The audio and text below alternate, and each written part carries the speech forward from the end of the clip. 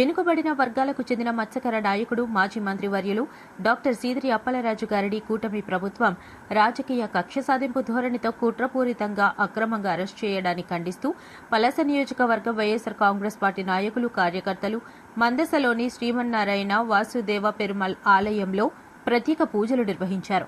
ఈ సందర్భంగా మాజీ మంత్రి డాక్టర్ సీదిరి అప్పలరాజు గారికి త్వరితగతిన బెయిల్ మంజూరై వారు క్షేమంగా ప్రజల మధ్యకు తిరిగి రావాలని ఆకాంక్షిస్తూ 108 టెంకాయలతో ప్రత్యేక పూజలు నిర్వహించి ఆ దేవదేవుణ్ణి ప్రార్థించారు.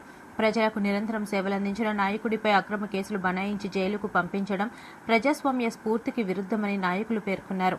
సత్యం, న్యాయం చివరికి గెలుస్తాయని, న్యాయస్థానంపై పూర్తి విశ్వాసం ఉందని వారు తెలిపారు. మాజీ మంత్రి డాక్టర్ సీదిరి అప్పలరాజు గారికి త్వరలోనే న్యాయం జరుగుతుందని, ప్రజల ఆశీస్సులు, దైవానుగ్రహం ఆయనకు అండగా నిలుస్తాయని ఆశాభావం వ్యక్తం చేశారు.